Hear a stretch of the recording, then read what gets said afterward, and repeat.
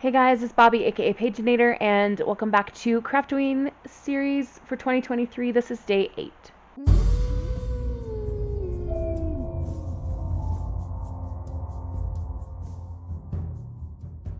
So we're going to be doing a combination video of days 8 and 9 so that I can kind of get myself caught up. So you'll see here my creation for day 8, and then we'll transition into day 9's video. Alright, so today I thought I would do some mass making of tickets. I have a whole bunch of strips. Now these were taken from some 12 by 12 paper, and they're about an inch wide. And I've got this piece that's got some mushrooms and spiders and bats and things on it. I have a plain black, plain brown. This one that's kind of a dark blue with some darker leaves and botanicals on it. This one has some moths and some shiny gold greenery, not greenery, goldery plants. Purple with some florals on it, some light gray, and then this one which is white, and it's might be hard to see, but there's like a little bit of a snake here, a spider web, some plants down here, and then we've got this gold writing. So I like to make tickets, and these can be really fun. So you can see I've got a scoring board out here. My little scoring tool that came with this has mysteriously wandered away, so I'm going to use my bone folder here. And I'm going to decide how long I want these tickets to be. This scoring board is just over 6 inches. Let's see. 1 inch is too short. Maybe let's do 2-inch tickets. So I'm just going to lightly score every 2 inches. Oops. Maybe it would help if I lined that up correctly and didn't move it. So I'm going to go through and do that on all of the papers. Just score every 2 inches.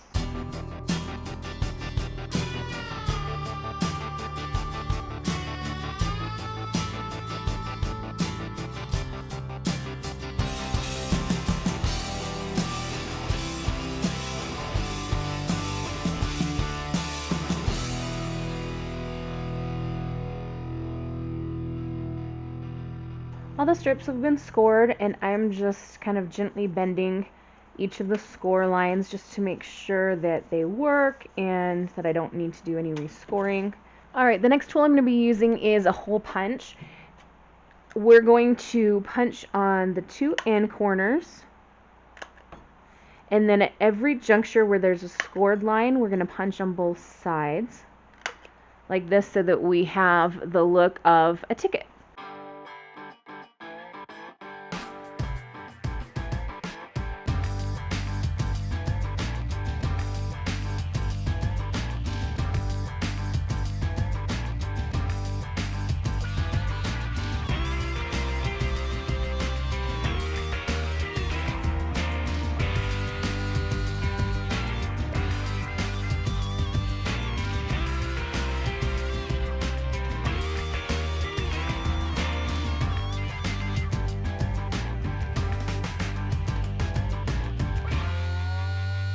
Alright, now we have our little ticket strips. So at this point we can do one of two things. We can use this tool to create that terrible ticket edge, terrible as in T-E-A-R-able, or we can decorate first. And I kind of think I want to decorate first.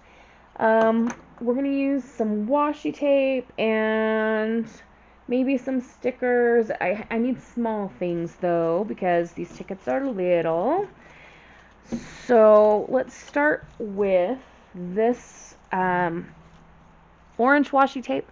It's kind of a rusty color. It's got little houses and botanicals on it. It came from Archer and Olive in one of their boxes. I used to do their seasonal box, and I actually canceled it because I have way more bullet journals than what I actually need.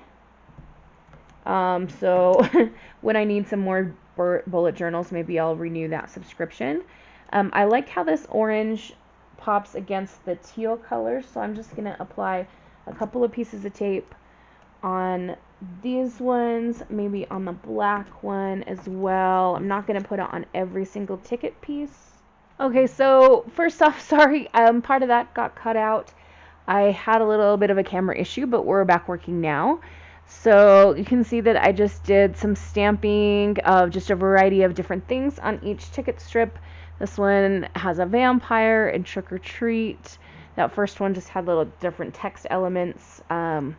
This one has a witch and some more of that like stamp that looks like little mold spores. This one has a poison thing and then some flowers. I thought maybe the flowers were poison, who knows. This one has a couple of ghosts and Happy Halloween. This one has some crackle stamping and then some like zigzag stuff here. We've got a few little bits of mushroom and then like this circle stamp and figure 1, 2, 3, 4, 5. Here there's another piece of mushroom, so on. And then this is the first one we started with the toxic and the little speckly moldy spores. I love Stays On Ink because it smells great, it holds fast to the paper, and if I were to go back through with distressed products, it wouldn't like move the ink around, but it does get all over my hands when I'm working with the small stamps. I also had another nail pop off. I got these nails at the craft fair place I went to, and I was told, oh, these nails, they last forever. So far, they've been kind of crap. So I'm going to go wash my hands and see if I can fix that nail that popped off, and I will be back. Okay, I think we're ready to start using this to roll through the creases. So I'm going to let's start with this one. Don't know why exactly, but I grabbed one. And everywhere we have a scored line, a juncture between the tickets, I'm just going to roll right over that. I have a tendency to press too hard with this. I'm going to try really hard not to. I don't know if you'll be able to see that or not, but that does create that perforation, which is what you have in tickets. So I'll just go ahead and do this on all of the ticket strips.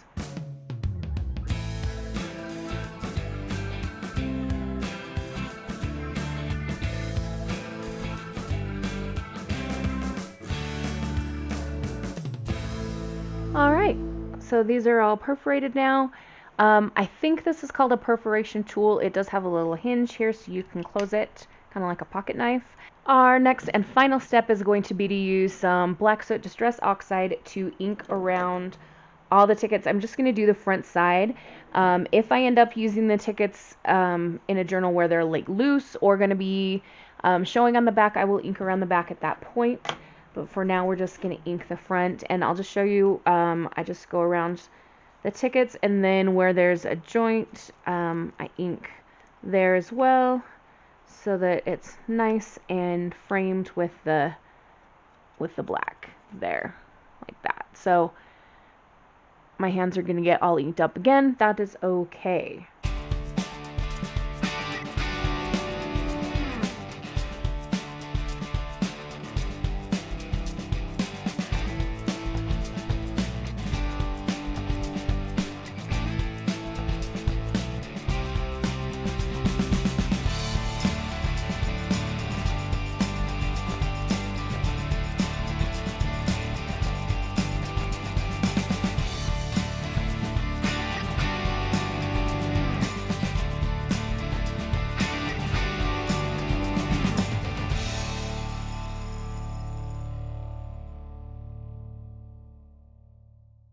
Alright, so we've got our pile of tickets, and they are done for now until they find a permanent home. So I'm going to fold these up and find a good spot for them to hang out.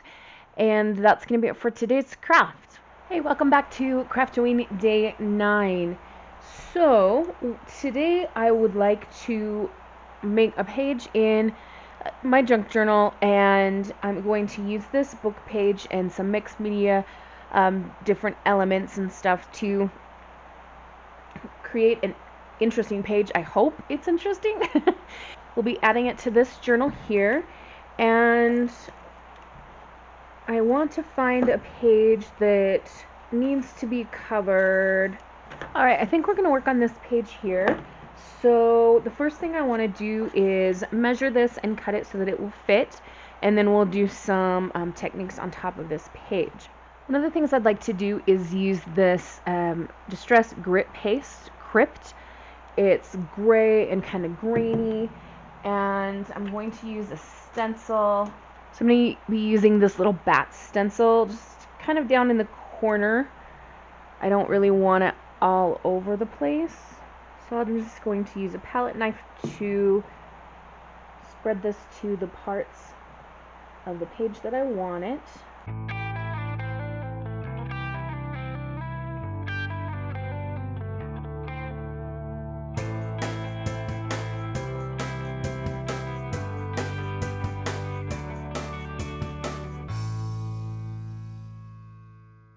Unfortunately, the page moved while I was lifting the stencil, so there is a little bit of just a shadow under each bat because of the movement there, but I can't undo it.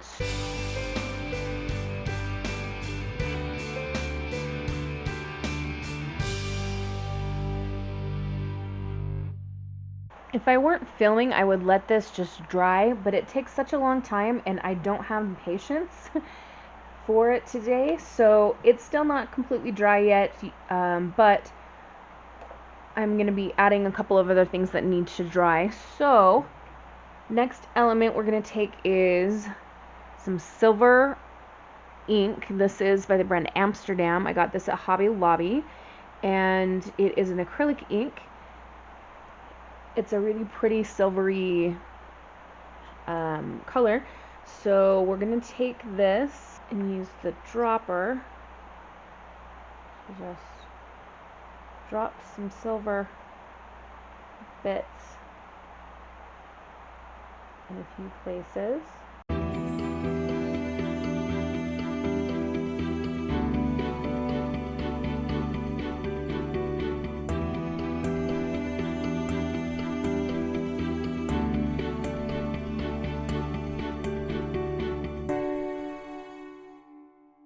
Well, I just jinxed myself. I said to myself, oh, it looks like this is pretty much dry. There are a couple of bigger puddles that aren't, but I thought, okay, let's just scoop this paper, and I put my finger in a puddle that wasn't dry, and now it's smushed. Very smooth, very smooth. I've been looking through a couple of things, and I've got some ideas I just want to kind of play with here. I'm wondering about using one of these silvery corners. I don't want to go too heavy-handed with the silver.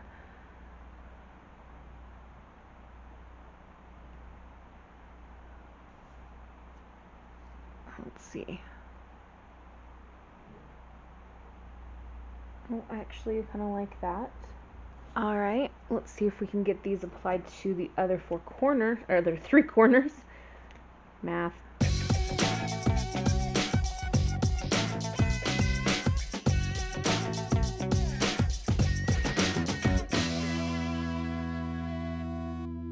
Alright, I don't know if you can see much of a difference here, but in front of me, in reality, it's nice to have like this little frame. Alright, some of the other little things I picked up while I was just kind of looking through stuff. This little butterfly came with the junk journal we're working in, along with those silver pieces, and a couple other things I'm going to show you. So I thought about maybe putting a butterfly here, but then I saw this ribbon. Now, I know what you're thinking, but you don't like pink. I know, but I had this idea flash into my mind of doing some kind of like threaded thing with this pink thread, or ribbon, excuse me, and then they also sent this pink butterfly. I do have this kind of butterfly sticker. I'm pretty sure I got them from Temu, but anyway, I've got a couple of butterflies and then this ribbon. So with the ribbon, my thought was to maybe have a line of holes going down and the ribbon would weave in and out. I don't know. Maybe I should pick my sentiment that's going on here, and that will help me. I did find my book of Halloween sentiments, thank goodness. They were hiding under a stack of other things that I had used in Janie's junk journal. So we're going to skim over here and see if there's anything that jumps out to me. Immortal Beauty is still there. To be regretted. That sounds interesting. Troublesome endings. Mischief. I wish it said mischief managed. That would be fun. Let's see. The Dead Hour of the Night. In These Very Woods. This isn't really the woods, though. Okay, so some of these are sticking out to me, and this is just one page of the book. But as I was looking through those, my mind just kept picturing that pink ribbon woven through the page. So this is what we've got to do. We've got to make sure that this ink is dry first before I start picking this up and moving it and punching it and doing all the things. All right. The drying process had a few hiccups. We've got a couple of spots that are a little splotchy, but it's what it is. I have measured and punched out holes going about an inch in down the side. We're going to be attaching some silver eyelets with my crocodile.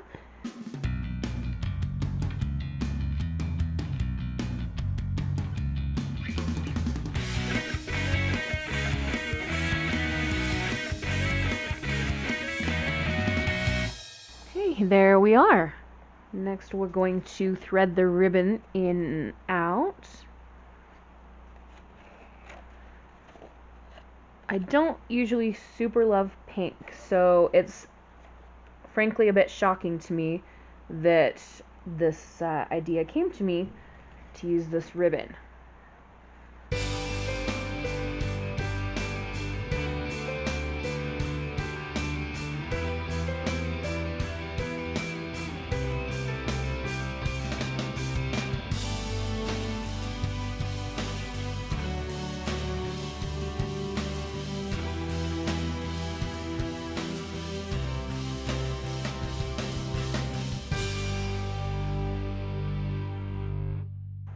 Okay, we are threaded through, so I'm going to leave a piece hanging out the top and a piece hanging out the bottom. We don't need this entire long piece, so we'll cut it maybe here.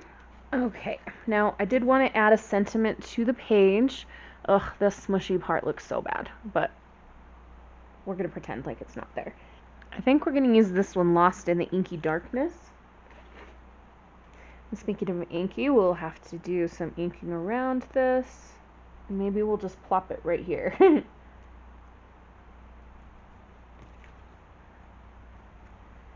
Alright, let's see what this is going to look like in the junk journal on the page we picked out. I like it. Alright, let's glue it in. Alright, are we done? Is this missing something? I had thought about using one of these little paper cutout birds.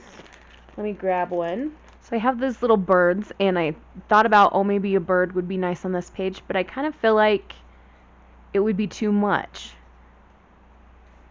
Maybe we'll just glue him right here. How about that? And they come with score lines. This came from Target, from the dollar spot, and these are scored, and they have little sticky dots that come with them. So this will be a good little experiment to see how well those glue dots hold, and it's just a fun little accent to add a little bit more dark black to go with the page opposite. Alright, so what do you guys think about this page? How do you feel like it turned out? Was it smart of me to do the pink ribbon, or does it look terrible? I don't know. You guys help me out. I had fun doing it, though. I always like it when random things just pop into my head for inspiration. And in the meantime, I'm going to wish you all a wonderful, magical, and bookish day. Happy reading, crafting, or journaling. Adios.